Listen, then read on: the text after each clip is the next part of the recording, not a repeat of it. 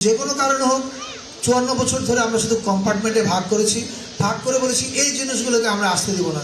কোথাও যদি ইসলামের গন্ধ পাওয়া যায় সেই জিনিসটা আর আমাদের সংস্কৃতির অংশ হবে না। এই কম্পার্টমেন্টালাইজেশনটা আমরা ভেঙে দিচ্ছি। এবং এবারে যদি আপনারা নববর্ষের উৎসবও দেখবেন যে আমরা সবার উৎসবে পরিণত করছি। এটা চাকমা, মারমা, গারো, বাঙালি প্রত্যেকে আমাদের মধ্যে কোনো আলাদা থাকবে না। যে মাজারে বিশ্বাস করেন উনি মাজারে যাবেন, যিনি বিশ্বাস করেন না উনি যাবেন না। কিন্তু ওই আমি বিশ্বাস করি না বলে যেটা আমি বিশ্বাস করি না সেটা থাকতে পারবে না, সেটা ভেঙে দিতে হবে। That is the problem and that is fascism. এবং এই ফ্যাসিজম আমাদের বন্ধ করতে হবে। এখন এখানেও আমি আমাদের সৎভাবে আমাদের দুর্বলতা যেটা ছিল সেটা স্বীকার করা ভালো। একই সঙ্গে আমরা যে ঠিক পথে আগানোর চেষ্টা করছি এটাও বলতে চাই। আমি তো দায়িত্বে এসেছি সরকার শপথ নেওয়ারও 2 মাস বা 2.5 মাস পরে। আমি আসার পরেও দেখেছি 1-2 মাস পর্যন্ত আসলে পুলিশ বাহিনী অ্যাক্টিভ হয়নি।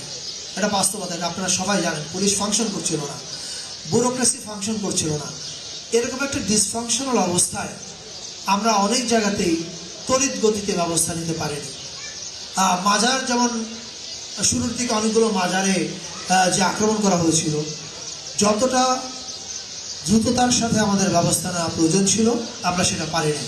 কিন্তু এখন আমরা সেটা পারছি। এখন যদি কোথাও আপনি দেখেন যে কোথাও কোনো ধরনের কেউ কোনো হঠকারী কাজ করছে, আপনি দেখবেন যে সরকার সেখানে দ্রুত ইন্টারসেপ্ট করছে, তড়িৎ ব্যবস্থা নিচ্ছে। ফলে আমরা এখন কনফিডেন্ট, এবং সেই কনফিডেন্স নিয়ে আমরা আপনাদের সবার উদ্দেশ্যে বলতে চাই, বাংলাদেশে আর কোথাও কোনো মাজারে যদি কোনো ধরনের এই ধরনের নৈরাজ্যমূলক ঘটনা ঘটে, সরকার সাথে সাথে ব্যবস্থা নেবে, আপনাদের পাশে থাকবে। কারণ মাজারগুলো আমাদের সংস্কৃতির অংশ এবং আমরা এটার পাশে থাকবো।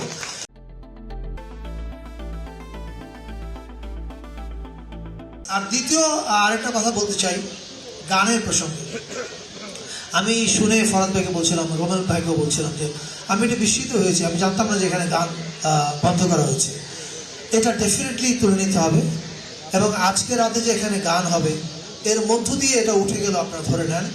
বাকিটা আমরা অবশ্যই প্রশাসনিকভাবে মাজার কর্তৃপক্ষকে বলবো এই ধরনের হঠকারী কোনো কাজ তারা যেন না করে।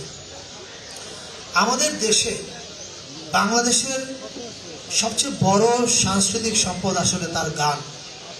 বা আমি নিজে একজন ফিল্ম মেকার, আমি যদি বলতে পারতাম বাংলাদেশের সবচেয়ে বড় সাংস্কৃতিক সম্পদ ফিল্ম, আমি খুব খুশি হতাম। কিন্তু আমি সেটা বলতে পারছি না, কারণ আমি জানি ফিল্ম আমাদের সবচেয়ে বড় অ্যাসেট না। আমাদের সবচেয়ে বড় সম্পদ গান, এবং নানা রকমের গান।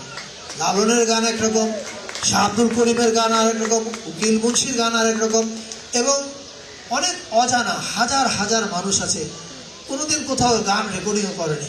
তারাও তাদের নিজেদের ভাব, নিজেদের দর্শন, নিজেদের কবিতা বলে।